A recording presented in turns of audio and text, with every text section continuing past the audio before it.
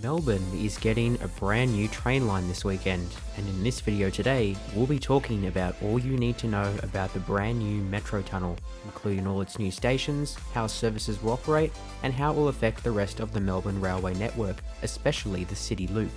The Melbourne Metro Tunnel is set to open on the 30th of November 2025, and will be opening brand new stations such as Anzac, Town Hall, State Library, Parkville, and Arden. Whilst this video is not a detailed tour of the new stations, here are a few photos to give you a rough idea of some of the new stations along the line, provided by Public Transport Victoria. If you want to check out videos of detailed looks at the stations, I highly recommend checking out the Melbourne Metro Tunnel YouTube channel, which is linked in the top right of the screen. Just like here in Sydney, the Melbourne Metro Tunnel will only be using one type of train, known as the high capacity metro train. But don't be fooled by the metro, as it's not like our metro here in Sydney, and it does have a driver, however is automated throughout the new section of the tunnel. The high capacity metro trains are currently designed to run as 7-car services, however they have been future-proofed as well as the Metro Tunnel to allow for 10-car services, which I will give to Melbourne is a much bigger improvement on Sydney's 6-car Ulster Metropolis trains. With the Metro Tunnel opening this weekend on the 30th of November, many would expect the entire line to be fully operational with frequent services operating all day. However, this is not actually the case. From the 30th of November up until the 31st of January 2026, the Metro Tunnel will be operating under what's known as the Summer Start, which is a reduced service operating for a select number of hours each day, operating to a frequency of every 20 minutes. As seen on the screen here, this is the timetable for the Summer Start and how it will be working on weekdays and weekends, with extended hours on weekends until 7 PM and on weekdays only until 3 PM. Services will begin each day at 10 AM, and this includes both weekdays and weekends, with services on weekdays operating between Westall and West Footscray through the tunnel every 20 minutes, and with extra services running between Sunbury and East Pakenham only on weekends.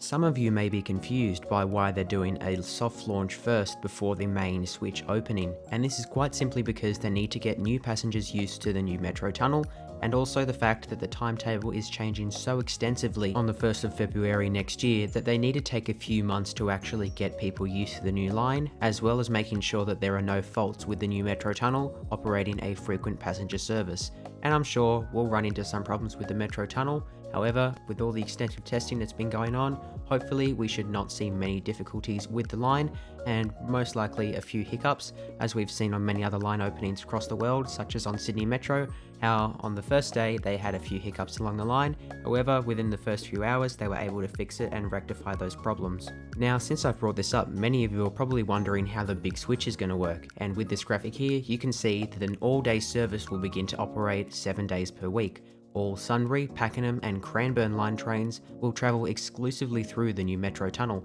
adding more than 1,000 new weekly turn-up and go services, allowing for frequencies in the peak of around every 4 to 5 minutes, matching Sydney Metro.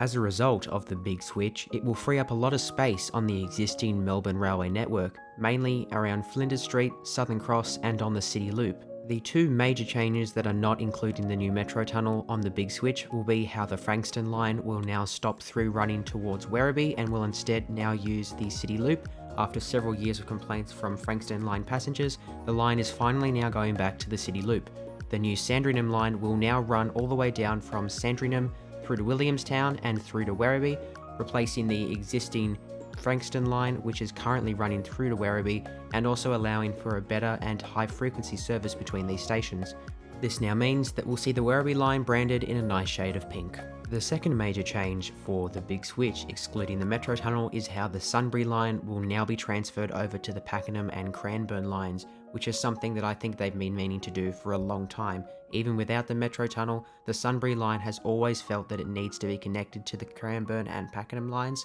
and after several years of opposition of the line running as part of the Northern Group from the public, it is now finally becoming part of the Metro Tunnel, leading through to Cranbourne and Pakenham.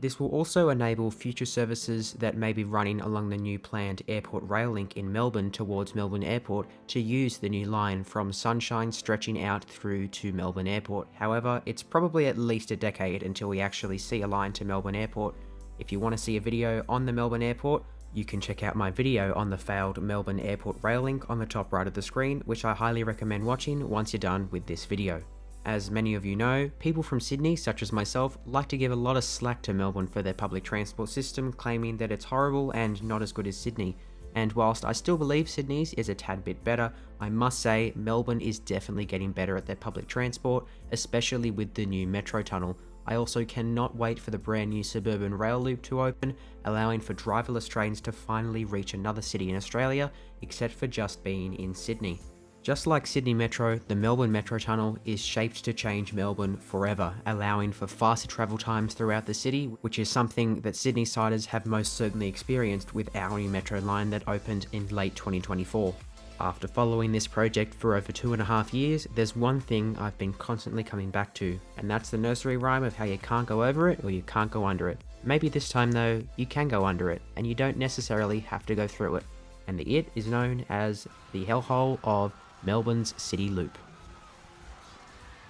I really believe that the Metro Tunnel is a step in the right direction for Melbourne, and even for Sydney, it can also influence us to show how we can also build new lines that may not have to just be for new driverless metros, but for our existing rail network to help clear out congestion along many parts of our networks, such as around through Parramatta, Strathfield, even Walleye Creek, or through the city circle, as many times during peak, those turn into what are basically described as car parks. With the Melbourne Metro Tunnel opening in a few days' time, I've decided to come down to Melbourne myself for the first time in over 3.5 years in late December. So if you're watching from Melbourne and haven't found this channel before, I highly recommend subscribing, as I will be doing heaps of videos on the brand new Melbourne Metro Tunnel, and also from this moment on, I'm going to be shifting to a lot more Melbourne-based content and eventually throughout the rest of Australia, as I try and aim away from Sydney a little bit to allow for more public transport projects to be covered by me throughout Australia. Thank you all very much for watching this video. I really hope you all enjoyed it, and apologies for it being a little bit short. However, a lot of information has already been covered by other great YouTubers,